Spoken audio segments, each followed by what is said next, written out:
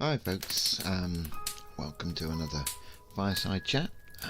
This time we go into the 1990s. Things change and things stay the same, but that's life, isn't it? That's the way things work. Sadly, the Friday night gatherings have now ceased. One of the lads we used to meet round his house, he got divorced and moved away. Two others moved away. So we really we broke that up. It couldn't carry on. So Wargaming with me now is the Tuesday Club. We're playing 25mm Ancients in the main, and we are taking part in some competitions, but basically only one, maybe two for the year. Obviously I've got children, and other club members have got children, so we can't be away too long, which as I said before seems only right. We play the occasional 15mm ACW game. A couple of the lads are playing Napoleonics, and I'm painting Napoleonics. That's 15mm, and actually selling them. Going to the odd convention and selling them on the bring and buy stall, or that sort of thing, which helps me with funding for Wargaming. So throughout the early part of the 1990s, we're using 7th edition up until the new rules come in, which I think is 1993-94, which would be DBA, wouldn't it? Yeah, DBA or DBM in the early 90s. That then caused a big problem in our club in particular. We had an annual general meeting around the Christmas time and decided we were going to carry on playing 7th edition.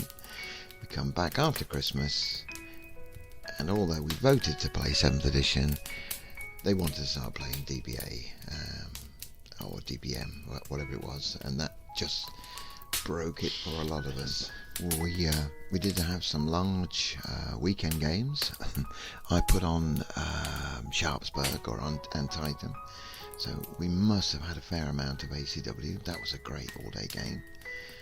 Massive terrain boards, and obviously masses of figures. If you think of the 6 core, I think the Union had. I did borrow some figures from a friend, the same guy that had supplied figures for the Gettysburg game, so I was able to borrow those, and that was a great fun game. We also put on a very large Napoleonic game. I think we put on Wagram, if I remember. Crossing the river, yeah, that was a fun game as well, lots of work. I developed the rules for those. I did the rules for the ACW as well, so very sort of similar and just tweaked. I've always written rules where possible myself, often based on wargame mechanics. The basic mechanics for a lot of gaming is the same. The tweaks are just, I see it as the tweaks that individuals want to use. What you have your pet idea of what something will happen, or what you want something to happen, and you can write that into the rules.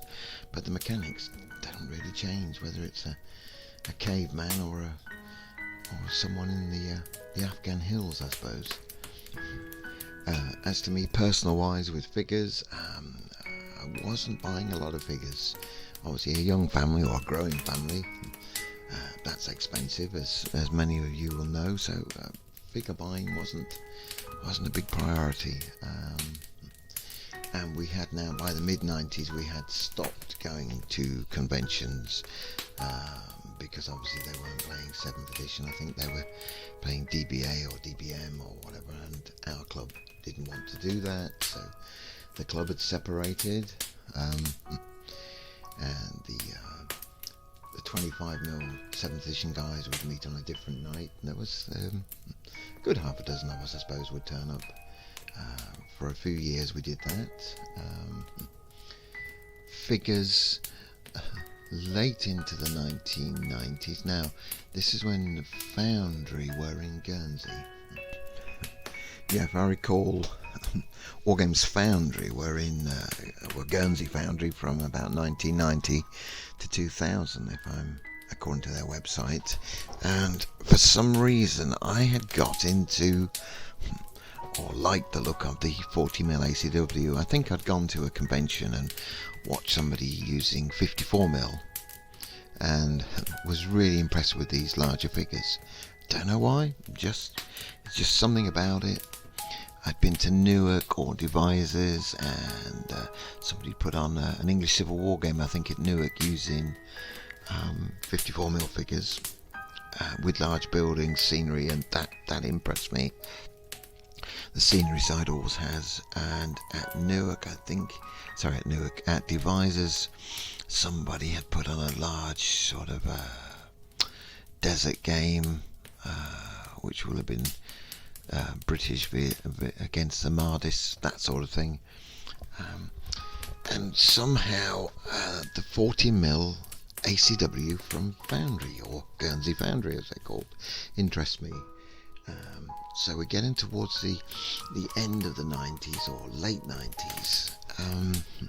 I think they must have been when they decided they were going to close down the Guernsey Foundry and move back.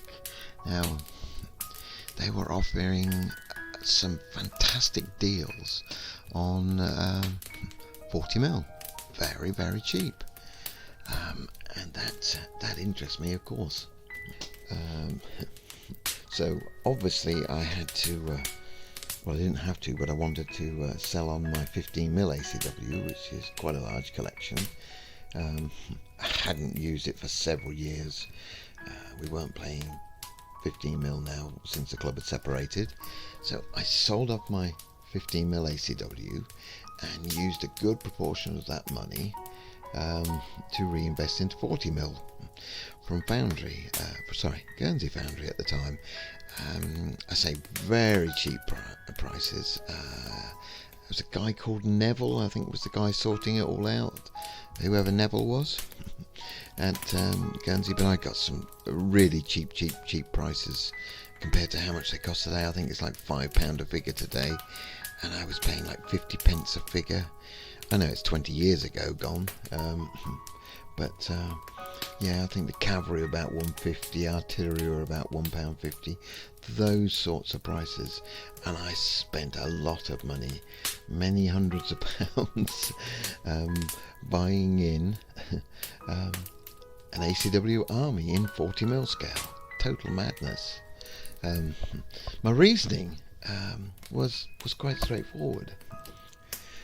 The reasoning was that every ACW army I'd ever had and painted and purchased, I'd sold on. Someone, obviously I was a reasonable painter, I must have been, someone would offer me money and I just couldn't refuse it, because I either needed the money for something, or perhaps a birthday or a car repair was coming up, something came, and I just sold so many ACW armies, from my plastic armies to my metal 15mm, my 25mm army, then more 15mm armies sold, and I could just never hang on to an army. And I literally thought, if I go with these 40mm, no one will ever buy them off me, so I can keep them forever, take them with me to the grave. That was my rationale. I think I'm probably right in that. I don't think anyone would be mad enough to buy a 40mm ACW army, not these days. So hopefully I'll keep them. I don't use them much because they are so big, but that's the plan. Yeah, so towards the end of the 1990s, I've got several large boxes full of lead coming from Guernsey to the UK, full of 40mm. So I start painting up 40mm. That was enjoyable, learning to paint 40mm. A lot more facial expressions, lots more shading work needed, but enjoyable. On the painting side, I was painting up until the late 1990's, taking them to the odd convention. But I seem to recall we had a recession, some kind of recession, because I was getting, well, one of my biggest sellers, which is crazy now, was a Brunswick Napoleonic Army. This was using minifigs figures. I mean, it's basically black, isn't it? So I would spray them black, car undercoat, quick dry brush over matte black over them, pick out face and hands and the odd bit of trim. I mean, the lancers were black as well, weren't they, with blue and yellow trim. The artillery crew were black. I think the guns were blue, supplied by the British. But it's basically a black army, and I remember selling quite a few of those. Crazy why anyone would buy those, but getting good money. And then there was a recession. I mean, I was getting good money in the point I was getting 75 pence a figure. Those were the kind of prices. These are painted and based and sold at conventions. So a whole army would, I don't know what it would add up to, something. I would do an army's worth, several infantry, cavalry, command and artillery, obviously.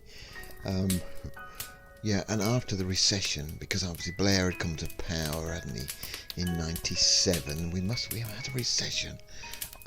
I seem to recall that, unless my dates are mixed up on that. But after that, I just, from getting 75 pence a figure, I was dropped down to getting 50 pence a figure. That's all you could get at the time.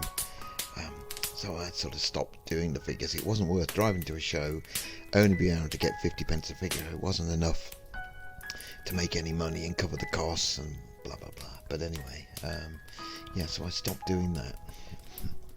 And of course, what had happened also, obviously with these recessions we'd had, I mean, we're always having recessions, but as I mentioned last week, the 1980s were buzzing for shows. They're very, very busy, difficult to get into sometimes as a trader or even as a punter. They were busy. The 1990s up and down, and starting to tail off. Very noticeable how they started to tail off. Quieter and quieter shows, less and less people attending, more and more costs. And if we had recessions, I seem to recall we had a recession in the early 90s. If we had recessions in the later 90s, which I think we did, as I was mentioning with the figures, that would explain as well why the shows were getting quieter. They were still good compared to today. They were still there, but yeah, not as busy as they had been in the 1980s. But there we go. That rounds me out for the 1990s. So 25mm gaming, no real competition gaming. 40mm, I'm painting up 40mm to do the odd games. But we mainly played Ancients 7th edition. And we were starting to rewrite the 7th to suit ourselves, so changing odd rules we didn't like, that sort of thing, which everyone should do. You know, you should make the rules work for you, for your club gathering. Obviously, if you're going to competitions, you can't do that. You've got to follow what everyone else is doing. But when it's club and in-house, you can do what you want with any sets of rules. So, end of the 1990s, we're all now worried what's going to happen when the clocks change. The end of 1999, will the world explode? Will the computers explode? Will the cooker stop working? So that's the excitement for 31st of December 1999. What will happen? Will we still be here in 2000? Yeah, 2000. Anyway, thanks for listening to me rabbit on, and bye for now.